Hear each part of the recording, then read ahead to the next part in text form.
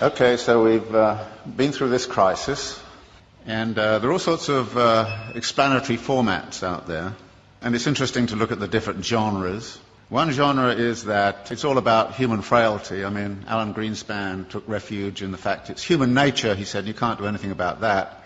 But there's a whole world of explanations that kind of say it's the predatory instincts, it's the instincts for mastery, it's the delusions of investors and the greed and all the rest of it. So there's a whole range of discussion of that. And of course, the more we learn about the daily practices on Wall Street, we kind of figure there's a great deal of truth in all of that. The second genre is that there's institutional failures. The regulators were asleep at the switch. The shadow banking system innovated outside of their purview, etc., etc., etc., and therefore the institutions have to be reconfigured, and it has to be a global effort by the G20, something of that kind. So we look at the institutional level and say that has failed and that has to be reconfigured.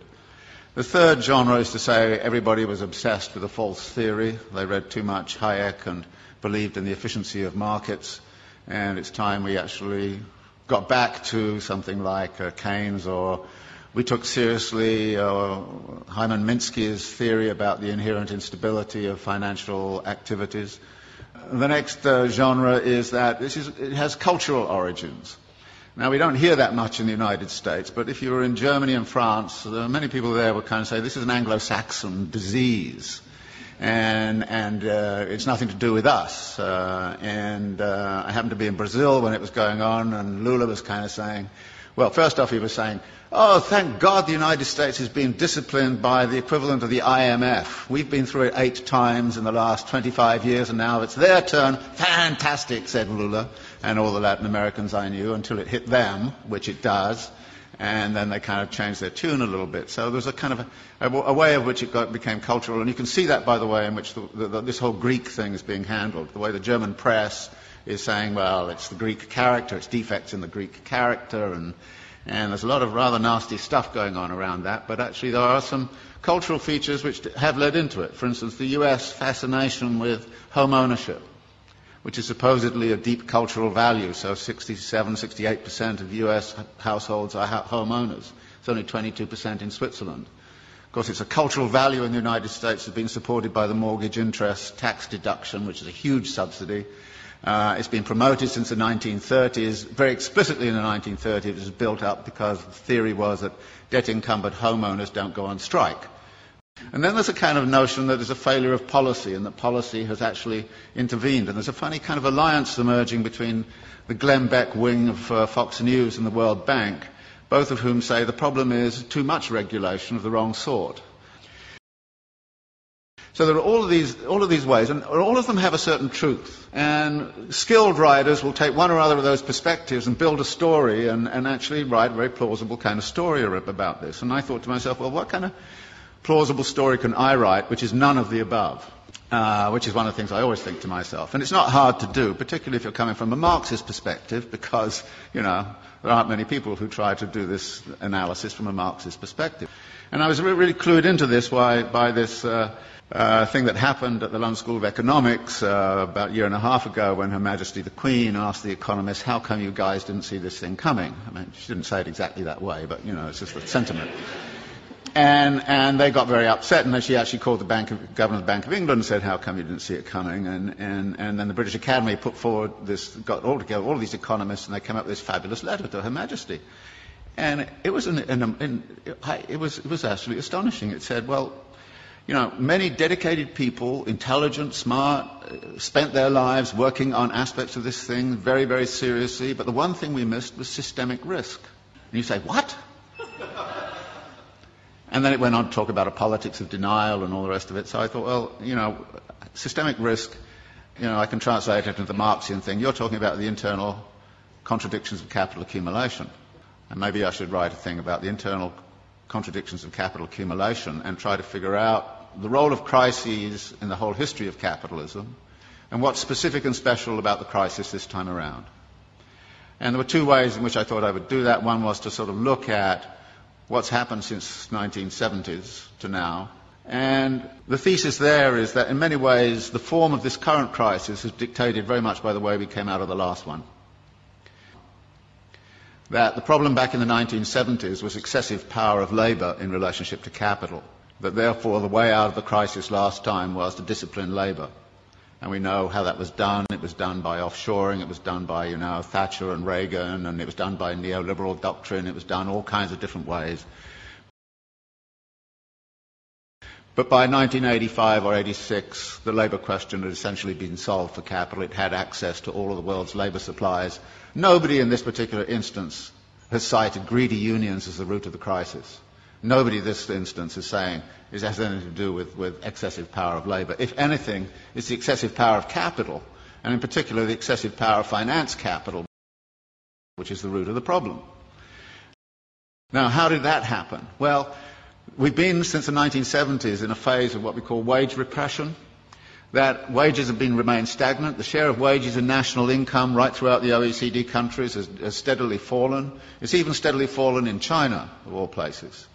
So that there are less and less being paid out in wages. Well, wages turn out to be also the money which buys goods. So if you diminish wages, then you've got a problem with where's your demand going to come from?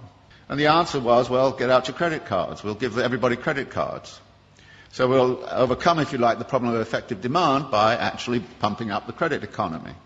And American households, British households have all roughly tripled their debt over the last 20, 30 years. And a vast amount of that debt, of course, has been within the housing market. And out of this comes a theory which is very, very important, that capitalism never solves its crisis problems. It moves them around geographically. And what we're seeing right now is a geographical movement of that. Everybody says, well, okay, everything's beginning to recover in the United States, and then Greece goes bang, and everybody says, what about the pigs, And it's interesting. You had a finance crisis which in the financial system. You've sort of half solved that, but at the expense of a sovereign debt crisis. Actually, if you look at the accumulation process of capital, you see a number of limits and a number of barriers. And there's a wonderful language that Marx uses in the Grundrisse, where he talks about the way in which capital cannot abide a limit. It has to turn it into a barrier which it then circumvents or transcends. And then when you look at the accumulation process, you look at where the barriers and limits might lie.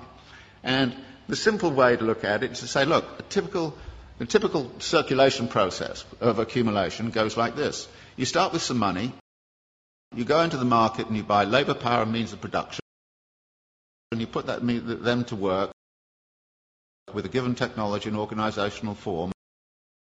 You create a commodity which you then sell for the original money plus a profit. Now, you then take part of the profit and you recapitalise it into an expansion for very interesting reasons. Now, there are two things about this. One is there are a number of barrier points in here. How is the money got together in the right place at the right time in the right volume? And that takes financial ingenuity. So the whole history of capitalism has been about financial innovation. And financial innovation has the effect of also empowering the financiers. And the excessive power of the financiers can sometimes, they do get greedy, no question about it. And if you look at financial profits in the United States, they were soaring after 1990. They're going up like this. Profits in manufacturing were coming down like this. And you could see the imbalance. In this country, I think the way in which this country has sided with the City of London against British manufacturing since the 1950s onwards has had very serious implications for the economy of this country. You've actually screwed industry in order to keep, financiers happy. Any sensible person right now would join an anti-capitalist organisation. And you have to. Because otherwise we're going to have the continuation. And notice it's a continuation of all sorts of negative aspects. For instance, the racking up of wealth. You would have thought the crisis would have stopped that. Actually, more billionaires emerged in India last year than ever. They doubled last year. The wealth of the rich, I just read something this morning, in this country has accelerated. Just last year, what happened was the leading hedge fund owners got personal remunerations of $3 billion each in 1 year. Now, I thought it was obscene and insane a few years ago when they got 250 million. But they're now hauling in 3 billion. Now, that's not a world I want to live in, and if you want to live in it, be my guest. I don't see us debating and discussing this. I don't have the solutions. I think I know what the nature of the problem is. And unless we're prepared to have a very broad-based discussion that gets away from, the the normal kind of pablum you get in the political campaign, and, you know, everything's going to be okay here next year if you vote for me, you know, it's crap. You should know it's crap, and say it is. And we have a duty, it seems to me, those of us who are academics and seriously involved in the world, to actually change our mode of thinking.